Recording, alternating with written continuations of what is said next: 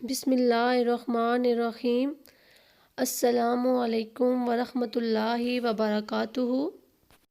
عزیز طلباء و طلبات، آج کے لیکچر میں ہم انشاءاللہ باب دوم کے سبق نمبر 2 اسلام میں عبادت کا تصور پڑھیں گے۔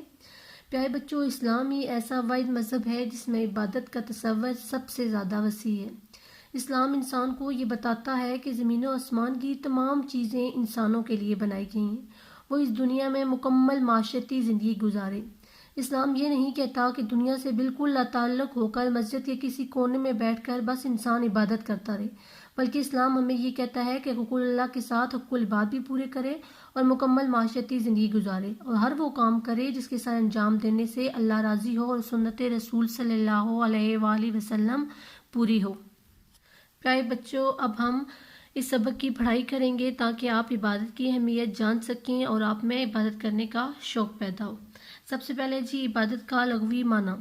عبادت کا لغوی معنی بندگی، غلامی اور فرما برداری ہے، اور جو شخص عبادت کرتا ہے اسے بندہ یا غلام کہا جاتا ہے۔ عبادت کا اصطلاحی معنی۔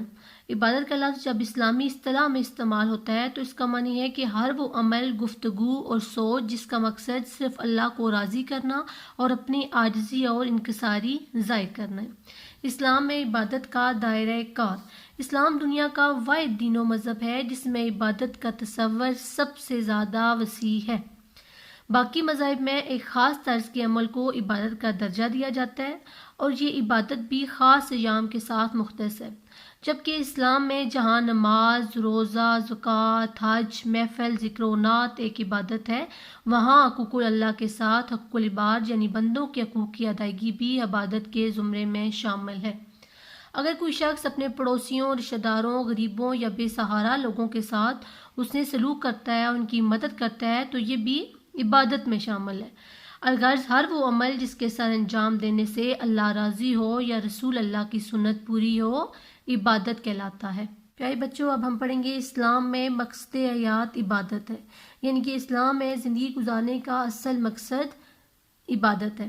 اسلام جہاں انسان کو اشرف المخلوقات گردانتا ہے، وہاں انسان کو یہ بھی بتاتا ہے کہ زمین اور آسمان کی ہر چیز انسان کے لیے تخلیق کی گئی ہے۔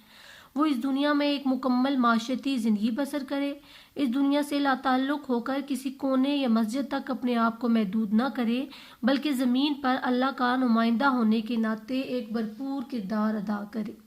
قرآن پاک میں ہے وَمَا خَلَقْتُ الْجِنَّ وَالْإِنسَ إِلَّا لِيَعْبُدُونِ، اور ہم نے انسان اور جن کو صرف عبادت کے لیے پیدا کیا ہے۔ پیارے بچوں، ہم عبادت کے ذریعے ہی یہ ثابت کرتے ہیں کہ ہم اللہ کے بندے ہیں۔ اللہ کے حکم پر اسی وقت عمل ممکن ہے جب زندگی کے ہر شعبے میں عبادت کا تصور ہو، ورنہ ایک شخص جو صرف مسجد میں بیٹھا عبادت کرتا رہے، وہ معاشرے کے حقوق کیسے پورے کرے گا؟ پیارے بچوں، یہ کہنا بے جا نہ ہوگا کہ انسان کے ہر کام میں عبادت کا تصور موجود ہے، اگر اس کا وہ کام صرف اللہ اور اس کے رسول کی رضا اور حکم کے مطابق ہو۔ اس لیے نبی اکرم صلی اللہ علیہ وآلہ وسلم نے فرمایا کلو معروف صدقات، ہر اچھا کام صدقہ ہے، یعنی عبادت ہے۔ پیارے بچوں، اب ہم پڑھیں گے عبادت کی عظمت و فضیلت۔ نمبر 1، عبادت کرنا اللہ کا حکم اور زندگی کا مقصد ہے۔ نمبر 2، عبادت نبی اکرم صلی اللہ علیہ وآلہ وسلم کی سنت ہے، اور نبی کی سنت کی اتباع سے اللہ کی محبت نصیب ہوتی ہے۔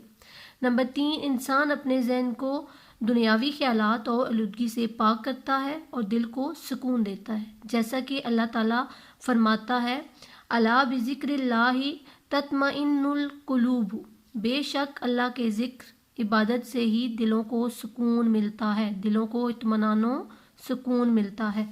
نمبر 4، عبادت انسان کو عاجزی اور انکساری سکھاتی ہے، نیز عبادت رب کی الوہیت و عظمت کی دلیل بھی ہے، یعنی کہ اللہ کے ایک ہونے کی دلیل بھی ہے۔ نمبر 5، انسان اپنے رب سے تعلق کی نشاندہی کرتا ہے۔ نمبر 6، عبادت اہل جنت اور فرشتوں کا عمل ہے۔ دنیا میں جب انسان عبادت کرتا ہے تو اس حقیقت کی نشاندہی کرتا ہے کہ وہ جنت میں رہتا تھا اور ایک دن ضرور واپس اپنے حقیقی گھر لوٹ کر جائے گا۔ نمبر 7، عبادت کائنات کی ہر مخلوق کا عمل ہے۔ کچھ مخلوقات مجبور ہو کر یہ عمل کرتی ہیں اور کچھ خوشی سے۔ انسان چونکہ سب سے اعلیٰ مخلوق ہے، اسے دوسروں سے بڑھ کر عبادت کرنی چاہیے۔ نمبر 8، عبادت سے یکسوئی اور سکون ملتا ہے، جس کے ذریعے انسان اپنے نفع و نقصان کا ادراک بخوبی کر سکتا ہے، وہ شیطان کے چنگل میں پھنسنے سے بچ جاتا ہے۔ نمبر 9، عبادت نام ہے اللہ کی دی ہوئی نعمتوں کو اس کے راستے میں لوٹانے اور خرچ کرنے کا۔ نمبر 10، عبادت ایک ایسا راستہ ہے جو سیدھا اللہ تعالیٰ کی طرف لے جاتا ہے۔ پیارے بچوں، اللہ تعالیٰ نے ہمیں اشرف المخلوقات بنا کر بھیجا ہے، یعنی تمام مخلوقات سے بڑھ کر، تو ہمیں ہمیشہ اللہ تعالیٰ کی عبادت کرنی چاہیے۔ اس سے نہ صرف ہمیں دنیا میں سکون و آرام حاصل ہوتا ہے، بلکہ آخرت میں بھی ہمیں انشاءاللہ اس کا اجر جنت کی صورت میں ملے گا۔ عبادت کرنے سے اللہ تعالیٰ خوش ہوتے ہیں اور سنت رسول صلی اللہ علیہ وآلہ وسلم پوری ہوتی ہے، اور جب سنت رسول صلی اللہ علیہ وآلہ وسلم پوری ہوتی ہے تو ہمیں اللہ تعالیٰ کی محبت نصیب ہوتی ہے، جیسا کہ قرآن مجید میں بھی ہے کہ عبادت کرنے سے دلوں کو سکون ملتا ہے۔ تو پیارے بچوں، دنیا میں ہم جب عبادت کرتے ہیں تو ہم اس حقیقت کو ظاہر کرتے ہیں کہ ایک دن ہم نے مرنا ہے اور اپنے حقیقی گھر لوٹ کر جانا ہے۔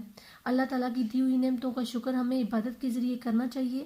اس لیے پیارے بچوں، ہر وقت ہمیں اللہ تعالیٰ کا شکر ادا کرنا چاہیے اور ہمیشہ وہی کام کرنے چاہیے جس سے اللہ تعالیٰ خوش ہو اور سنت رسول صلی اللہ علیہ وآلہ وسلم پوری ہو۔ پیارے بچوں، آج کے لیکچر میں ہم نے عبادت کا تصور پڑھا ہے۔ مجھے امید ہے کہ آپ کو سمجھ آ گیا ہوگا۔ اگلے لیکچر میں ہم انشاءاللہ اس سبق کے مشقی سوالات اور بک ورک کریں گے۔ تب تک کے لیے اللہ حافظ۔